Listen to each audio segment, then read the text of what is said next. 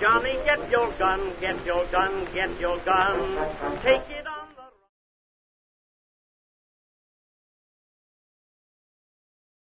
Welcome back to Frontline Rejects. Before we get started today, we'd appreciate it if you could help us out by hitting that like and subscribe button and by dropping a comment in the comment section below. And if you'd like to reach out to us directly, send us an email at frontlinerejects@gmail.com. We're out today pulling some trail cameras that we've had soaking over the winter, but at the same time we're also testing Berger's 190 grain VLD hunting projectile through our 30-06, which is of course our Tikka T3X. This is the first time we've featured this bullet here on the channel. It's of course a cup and core non-bonded projectile. It boasts a very, very exceptional BC. Anyway, we're very excited to see how it's going to perform, and we hope you are as well. So let's get started.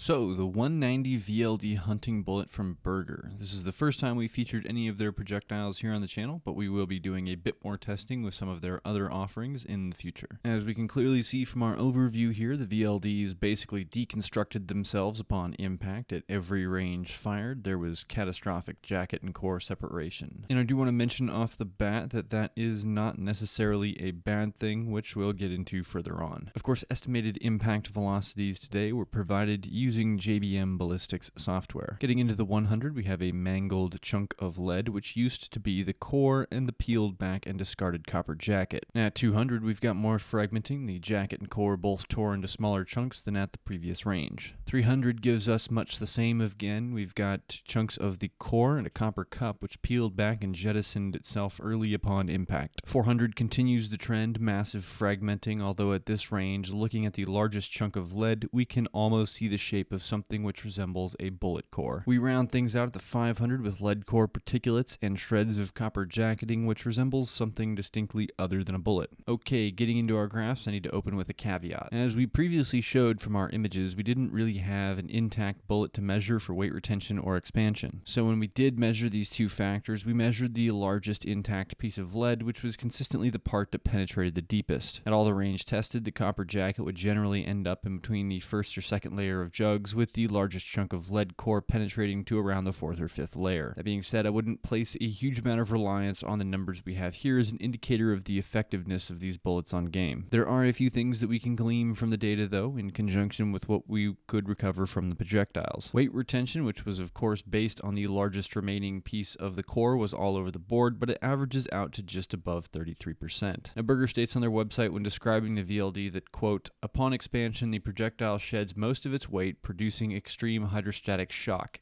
End quote. Most of its weight means more than half, so at least 51% weight lost, or a maximum of 49% weight retention. We got an average of 33, so I'd say that's in line with the manufacturer's claims. To help facilitate that, they use a J4 jacket, which is thinner than jackets would usually be, which helps the VLD hunting bullet come apart easier after about 2 to 3 inches of penetration into game. Now, because we're not testing on ballistics gel, I can't corroborate that the round begins to expand after 2 to 3 inches, but I have seen some other tests out there in gelatin which seem to bear this out. Nor can I measure the amount of penetration exactly, but I can say that on average the heaviest piece of core would penetrate to about the 4th row of water jugs, while fragments would be dispersed from the 2nd to 4th row. Considering our water jugs are 5 inches thick, that gives us expanded particulates from about 5 to 20 inches, which is in line with Berger's claim that when it expands, quote, VLD hunting bullets are designed to penetrate 2 to 3 inches into the vitals and then begin to expand and create a massive wound cavity up to 15 inches, end quote. And the manufacturer is very clear that this bullet is designed specifically to impart hydrostatic shock by dumping all of its energy into the target game animal's vitals. To impart all the energy a bullet is carrying, it needs to not over-penetrate, and the VLD hunting is designed to sort of self-destruct on impact for the purpose of avoiding over-penetration while maximizing energy transfer. This bullet design is maximized for the purpose of imparting hydrostatic shock on game. It's the opposite end of the spectrum compared to something like a modern monolithic projectile such as the Barnes T3X, which will retain upwards of 95% of its weight while cutting a narrow, deep wound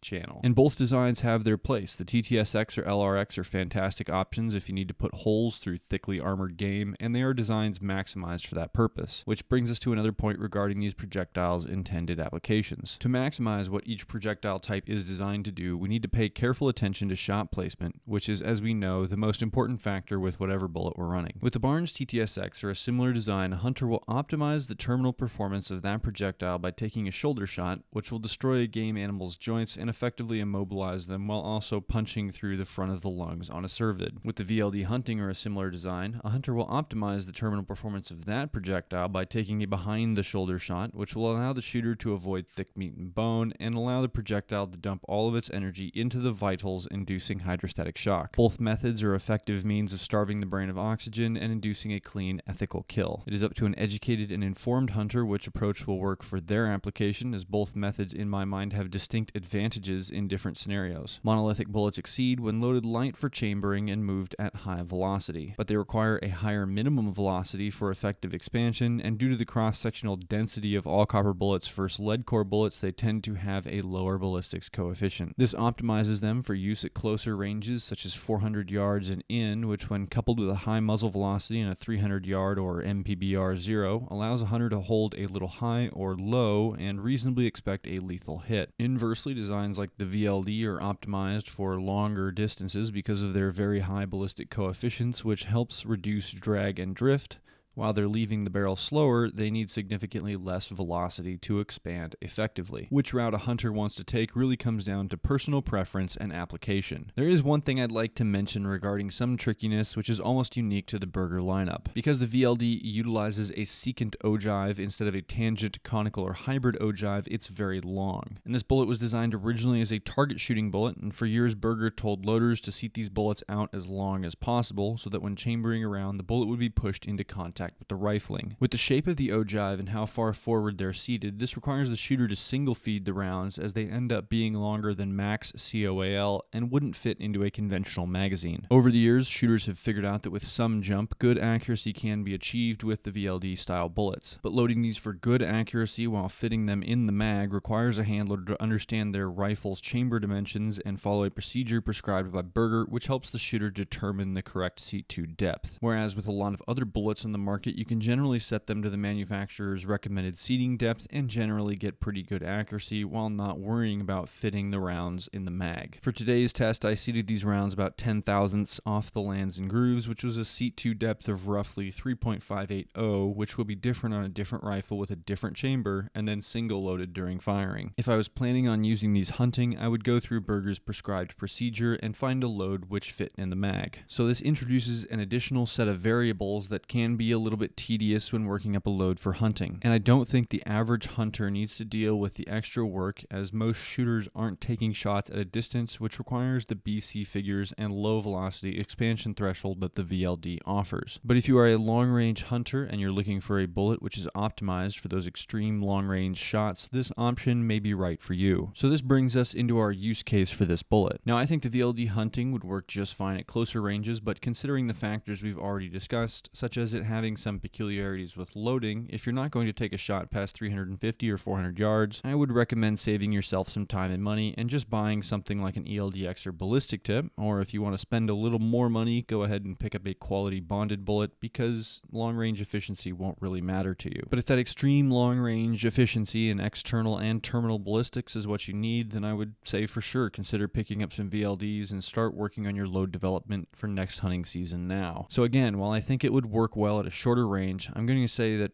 for the minimum distance, I'd expect to take a shot that would cause me to want to start looking at the VLD on both large and medium game is 300 yards. Now for maximum distance, we need to take a look at our drop chart, which comes with a caveat or two. In this chambering, with this loading, we had a muzzle velocity of 2,700-ish feet per second, and we've been told for years that the baseline amount of energy a bullet roughly needs to be carrying for elk is 1,500 foot-pounds, and for deer is 1,000. So we'll use that as a rough guideline, although I'm sure ethical shooters have taken those types of game with less energy, which means with our loading producing 2,700-ish feet per second, we reach roughly 1,500 foot-pounds of energy at 600 yards and 1,000 foot-pounds at 900 yards. That being said, I'd recommend a max of 900 yards on medium-sized game and 600 on larger game with this bullet in this chambering with roughly our muzzle velocity. Of course, running this 190 grain bullet through a more powerful cartridge such as a 300 Win Mag would push those ranges out further. And in the next few months, we may or may not be testing out some of the EOL bullets from Berger through some real high-stepping cartridges. If you want to stay up to date with what we've got going on and not miss those tests and others, make sure you're subscribed. If you got something out of today's content, consider helping us out by liking, and if you have any experience with the VLD, feel free to share it down in the comments. Thanks for watching, and we'll see you next time.